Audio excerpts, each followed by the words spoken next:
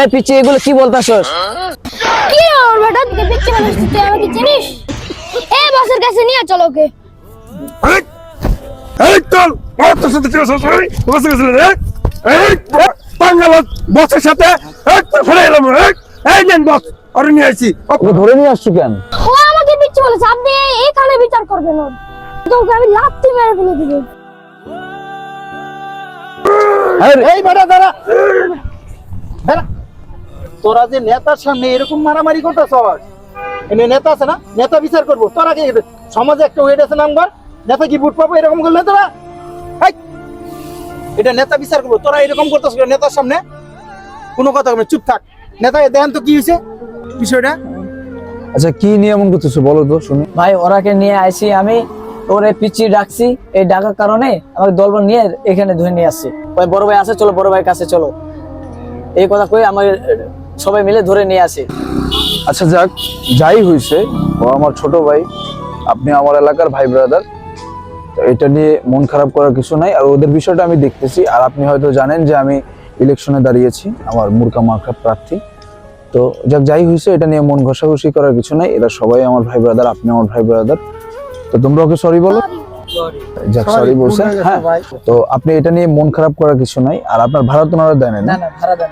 আচ্ছা যাক, আপনি যেহেতু আমার এলাকার, হয়তো আমাকে তো চিনেন না, উনি হচ্ছে আমার পিএস। তো আমি এলাকায় নির্বাচন করতেছি, সবাইকে বলবেন যে আমাকে ভোট দিতে, এবং আপনিও ইনশাআল্লাহ ভোট দিবেন। যে ভান্ডিলে দাও তো।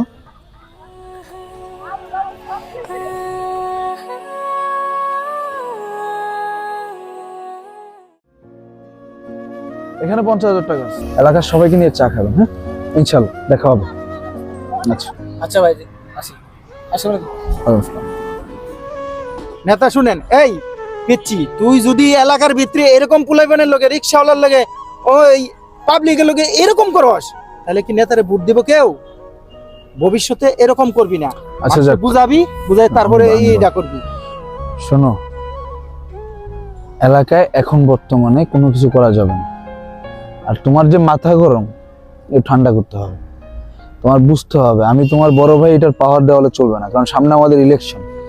এখন সবাইকে মিলেমিশে ইলেকশনের জন্য, নির্বাচনের জন্য সবার সাথে মিশে আমাদের নির্বাচনে আমরা কিভাবে কি করতে পারি, কিভাবে আগানো যায়, সেই বিষয়গুলো ফলো করতে হবে। বাট এগুলো আর করবা না।